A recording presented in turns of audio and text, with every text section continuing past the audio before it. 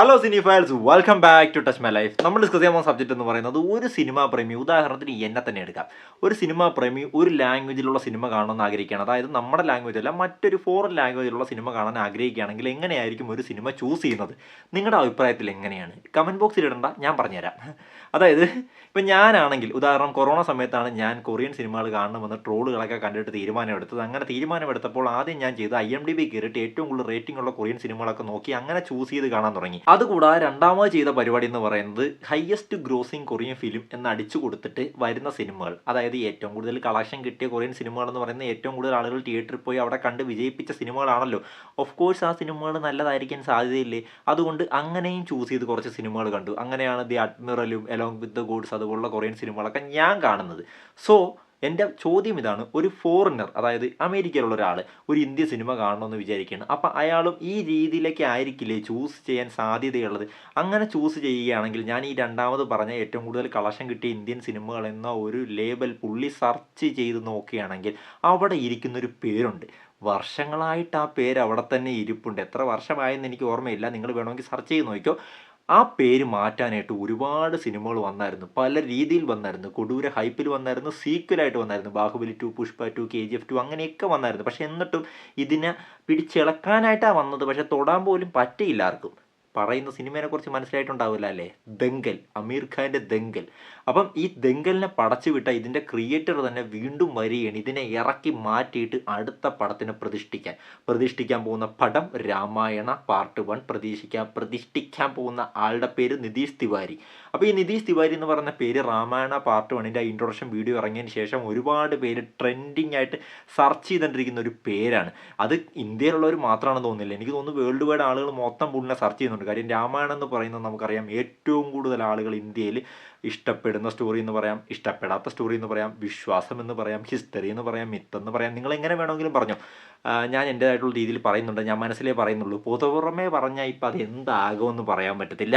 ഇപ്പം എന്ത് പറഞ്ഞാലും വർഗീയത പ്ലസ് മതം പ്ലസ് മറ്റത് മറിച്ചതൊക്കെ കയറ്റി പ്രശ്നമാകും.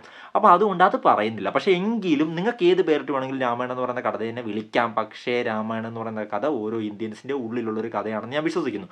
അപ്പം ആ കഥ സിനിമയാകാൻ പോകുന്നു. ആ കഥ സിനിമയാക്കുന്നത് ആരാണ്? ഇന്ത്യയിൽ ഏറ്റവും കൂടുതൽ കളക്ഷൻ കിട്ടിയൊരു സിനിമയുടെ ഡയറക്ടറായിട്ടുള്ള നിതീഷ് തിവാരിയാണ് ആ സിനിമയാക്കാൻ പോകുന്നത്. ആ കഥയിനെ സിനിമയാക്കാൻ പോകുന്നത്. അതുകൊണ്ട് തന്നെ എല്ലാവരും വളരെ എക്സ്പെക്റ്റേഷൻസോടുകൂടി വെയിറ്റ് ചെയ്യുന്നുണ്ട്. സോ അതുമായിട്ട് ബന്ധപ്പെട്ടൊരു സംഭവമാണ് നമ്മുടെ സബ്ജക്റ്റ്. രാവണ യുദ്ധം നിലവിൽ നടന്നു കഴിഞ്ഞതാണ്, പണ്ടേ നടന്നതാണ്. പക്ഷേ ഇപ്പം സോഷ്യൽ മീഡിയ നടക്കുന്നുണ്ട് രൺബീർ കപൂർ വേഴ്സസ് യഷ്. ആ രാവണ യുദ്ധത്തെക്കുറിച്ചാണ് നമ്മൾ പറയാൻ പോകുന്നത്. അപ്പോൾ ഈ വീഡിയോ കണ്ടതിന് ശേഷം യഷ് ഫാൻസ് എനിക്ക് എതിരാവും എന്നുള്ള കാര്യം എനിക്ക് ഉറപ്പാണ്. പക്ഷേ പറയാതിരിക്കാൻ പറ്റത്തില്ല, KGF 1 and 2 കണ്ടതിന് ശേഷം യഷ് ഫാൻസായ കുറേ കൊച്ചു കിടാങ്ങൾ രൺബീർ കപൂറിന് രാമനാകാനുള്ള യോഗ്യതയില്ല, രൺബീർ കപൂർ രാമൻ എന്ന് പറയുന്ന റോള് പുള്ളിക്ക് താങ്ങത്തില്ല, യഷിൻ്റെ മുമ്പിൽ രൺബീർ കപൂർ സൈഡാവും, രാവണൻ വന്ന് രാമനെ അടിച്ച് മലത്തും എന്നൊക്കെയുള്ള കമൻറ്റുകളാണ് ഇവന്മാർ പറയുന്നത്. മക്കളെ, രാമായണത്തിൽ ദ റിയൽ സ്റ്റോറിയിൽ എന്താണ് സംഭവിച്ചത് അത് തന്നെ ഇവിടെ സംഭവിക്കത്തുള്ളൂ. രാമൻ രാവണനെ സൈഡാക്കി മാത്രമല്ല തട്ടിക്കളയുകയും ചെയ്യും. അത് തന്നെ യഷിനെ ഇവിടെ ചെയ്യാൻ പോകുന്നത്, സൈഡാക്കി കളയും യഷിനെ. അക്കാര്യത്തിൽ ഒരു സംശയവും വേണ്ട. അങ്ങനെ ഞാൻ പറയുമ്പോഴത്തേക്കും യഷ് ഫാൻസ് ഇപ്പോഴേ തിരിയുന്നതിന് മുമ്പ് നമുക്ക് വേറെ കുറച്ച് കാര്യങ്ങളോട് പറയാം. നിങ്ങൾക്ക് രൺബീർ എന്ന് പറയുന്ന ആക്ടറിനെ കുറിച്ച് വലിയ പിടുത്തം കാണത്തില്ല, അതുകൊണ്ടായിരിക്കും നിങ്ങളിങ്ങനെ പറയുന്നത്. കാര്യം നിങ്ങൾ KGF and KGF 2 കണ്ട് യഷ് ഫാൻസ് ആയവരല്ലേ. ഈ 2 പടം മതി, പുള്ളി 1 and only പീസാണ്, അതൊക്കെ നമ്മൾ സമ്മതിച്ചു. പക്ഷേ ഈ 2 നടന്മാർ തമ്മിൽ കുറച്ച് കോയിൻസിഡൻസ് ഉണ്ട്. എനിക്ക് തോന്നുന്നു ആ കോയിൻസിഡൻസ് ആണെന്ന് തോന്നുന്നു ഈ ഒരു മഹാ സംഭവം, ഈ ഒരു മഹാ സിനിമയുടെ ഈ ഒരു ഭാഗമാകാൻ ഇവർക്ക് 2 പേർക്കും ഭാഗ്യം കിട്ടിയ. എന്തായാലും 2 പേരും നമ്മുടെ പ്രൈഡായിട്ട് തന്നെ മാറട്ടെ. ഈ സിനിമയിലൂടെ ഇവരുടെ പേര് ലോകം മുഴുവൻ ചുമ്മാ ബ്ലാസ്റ്റ് നടക്കട്ടെ. എങ്കിലും നമുക്ക് ആ കോയിൻസിഡൻസുകൾ എന്തൊക്കെയാണെന്ന് പറയാം. 2 പേരുടെ ഫസ്റ്റ് പടം റിലീസാവുന്നത് 2007 ഇൻഡസ്ട്രിയിലേക്ക് 2 പേരും ഒരുമിച്ചാണ് കാലെടുത്ത് കുത്തിയത്. രൺബീറിൻ്റെ സാവരിയ, അതുപോലെ യഷിൻ്റെ ഒരു വല്ലാത്ത പേരാണ് കേട്ടോ, ജമ്പട ഹുഡുഗി, അതാണ് സിനിമയുടെ പേര്. അപ്പോൾ അതിനുശേഷം ഇവർ പോപ്പുലറായത് 2011 ശേഷം എന്ന് വേണമെങ്കിൽ പറയാം. 2 പേരും, അതായത് യഷിൻ്റെ കിരാടക എന്ന് പറയുന്ന സിനിമ 2011 റിലീസായി. അത് നല്ല രീതിയിലുള്ള ഒരു പോപ്പുലാരിറ്റി പുള്ളിക്ക് നേടിക്കൊടുത്തു. അതിനുശേഷം 2012 പുള്ളിയുടെ ഡ്രാമ എന്ന് പറയുന്ന സിനിമ റിലീസായി. 2013 ഗൂഗ്ലി രാജഹുലി എന്ന് പറയുന്ന സിനിമ. 2014 Gajakesari, Mr and Mrs Ramachari. ഈ Mr and Mrs Ramachari first 50 കോടി ക്ലബ്ബിൽ കയറിയ യഷിൻ്റെ സിനിമയാണ്. അതിനുശേഷം പുള്ളിക്ക് വൻ കരിയർ ഷിഫ്റ്റാണ് പുള്ളിയുടെ കരിയറിലുണ്ടായത്. പുള്ളീനെ തേടി ഏത് പടം എത്തി? ഇപ്പോഴത്തെ പിള്ളേർക്ക് അറിയാം, KGF സീരീസ്. ആ KGF സീരീസ് ഇപ്പോഴത്തെ പിള്ളേർക്ക് മാത്രമല്ല എല്ലാവർക്കും അറിയാം, ഞാൻ ചുമ്മാ തമാശ പറഞ്ഞതാണ്. പക്ഷേ KGF കണ്ടാണ് കൂടുതൽ പേരും യഷ് ഫാൻസ് ആയേക്കുന്നത്. വേറെ സിനിമകളൊന്നും കണ്ടിട്ടുണ്ടാകാൻ പോലും വഴിയില്ല, അതുകൊണ്ടാണ് അങ്ങനെ പറയുന്നത്. അപ്പോൾ ആ KGFിലൂടെ പുള്ളി ഇന്ത്യ മുഴുവൻ സൂപ്പർ സ്റ്റാർഡം ക്രിയേറ്റ് ചെയ്ത് ഇപ്പോൾ പാൻ ഇന്ത്യൻ ആക്ടറായിട്ട് നിൽക്കുകയാണ്. ഇനി നമുക്ക് രൺബീറിലേക്ക് വരാം. രൺബീറിനെ സംബന്ധിച്ചും 2011 ശേഷമാണ് പുള്ളിയുടെ കരിയറിലും ഒരു ഷിഫ്റ്റ് സംഭവിക്കുന്നത്.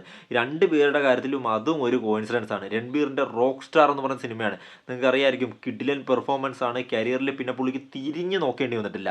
2012 ബർഫ് റിലീസായി, 13 യേ ജവാനി ഹായ് ദിവാനി, 15 തമാശ, 16 ഏ ദിൽ ഹേ മുഷ്കിൽ, 18 സഞ്ജു, അത് കഴിഞ്ഞ് ബ്രഹ്മാസ്ത്ര, പിന്നെ അനിമൽ. എന്തായാലും അതിൻ്റെ സെക്കൻഡ് പാർട്ടിന് വേണ്ടി ഭയങ്കരമായിട്ട് വെയിറ്റ് ചെയ്യുന്നുണ്ട്. അതിനു മുമ്പേ രാമായണ. ഖാൻമാർക്ക് ശേഷം വൻ സപ്പോർട്ട് അല്ലെങ്കിൽ ബോക്സ് ഓഫീസിലും മൊത്തത്തിലെല്ലാം കൊണ്ട് രൺബീർ കപൂർ ആണ് ബോളിവുഡിൽ ക്രിയേറ്റ് ചെയ്ത് നിൽക്കുന്നത്.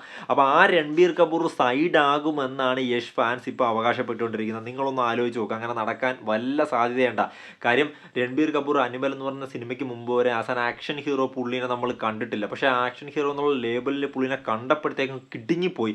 കാര്യം പുള്ളി എല്ലാവരെ കൊണ്ടും എന്നെക്കൊണ്ട് പറ്റും, എന്നെക്കൊണ്ട് നല്ല രീതിയിൽ പറ്റും എന്ന് പറയിപ്പിച്ചൊരു സിനിമയായിരുന്നു അനിമൽ. ഇപ്പം രാമായണം എന്ന് പറയുന്ന സിനിമ വരുന്നു.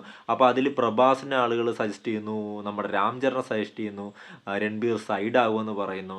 അവരോടൊന്നും ഒന്നും പറയാനില്ല. കാര്യം പുള്ളി തന്നെ അതിനുള്ള മറുപടി 2026 രാമായണ എന്ന് പറയുന്ന സിനിമ ബിഗ് സ്ക്രീനിൽ വരാൻ നേരത്ത് നമുക്ക് കാണിച്ചു തന്നിരിക്കും. എന്തായാലും സിനിമ റിലീസാകട്ടെ. ഈ പടത്തിനെ കുറിച്ചുള്ള നിങ്ങളുടെ എക്സ്പെക്റ്റേഷൻസ് എന്തൊക്കെയാണ്? സായി പല്ലവി പോരാ, സായി പല്ലവിനെ മാറ്റണമെന്ന് പറയുന്നുണ്ട്. സായി പല്ലവി അതിന് നല്ല മറുപടി കൊടുക്കും എന്ന് തന്നെ വിശ്വസിക്കുന്നു. കാര്യം ഇതിൻ്റെ ഡയറക്ടർ വെറുതെ കാസ്റ്റ് ചെയ്തതാകാൻ ഒരു വഴിയില്ല. കാര്യം ഡയറക്ടർ കിടുവാടെ, ഇന്ത്യയിലെ ഹയസ്റ്റ് ഗ്രോസിംഗ് ഫിലിമിൻ്റെ ഡയറക്ടറാണ്. പുള്ളിനെ വെറുതെ അണ്ടർസ്റ്റിമേറ്റ് ചെയ്തത്. പുള്ളി ചുമ്മാ എന്നും പിടിച്ച ഒരാളെയും കാസ്റ്റ് ചെയ്യത്തില്ല, അങ്ങനെ വിചാരിക്കാൻ വേണ്ട. സോ നിങ്ങൾക്ക് എന്ത് തോന്നുന്നു? ഇതിൻ്റെ കാസ്റ്റ് ആൻഡ് ക്രൂവിനെ കുറിച്ച് നിങ്ങൾക്ക് എന്താണ് അഭിപ്രായം? ഞാൻ ഭയങ്കര ഭീകരമായിട്ട് എക്സൈറ്റഡ് ആയിട്ട് കാത്തിരിക്കുന്ന എ റഹ്മാൻ, ഹാൻസ് സിമ്മർ അവരുടെ മ്യൂസിക് കാണാൻ വേണ്ടിയിട്ടാണ്, അല്ല കേൾക്കാൻ വേണ്ടിയിട്ടാണ്. അപ്പം നിങ്ങളെന്താണ്, എന്ത് ഉദ്ദേശിച്ചാണ് ഈ സിനിമയ്ക്ക് വേണ്ടി വെയിറ്റ് ചെയ്യുന്നത്? അത് കമൻറ്റ് ബോക്സിലാണ്. വീഡിയോ ഇഷ്ടപ്പെട്ടെങ്കിൽ ലൈക്ക് ചെയ്തിട്ട് കമൻറ്റ് ചെയ്യുക, ഇല്ലെങ്കിൽ ഡിസ്ലൈക്ക് ചെയ്തിട്ട് കമൻറ്റ് ചെയ്യുക. രണ്ടാണെങ്കിലും ചാനൽ സബ്സ്ക്രൈബ് ചെയ്യാൻ മറക്കരുത്. അടുത്തൊരു വീഡിയോ കാണുന്നവരെ ബൈ ബൈ.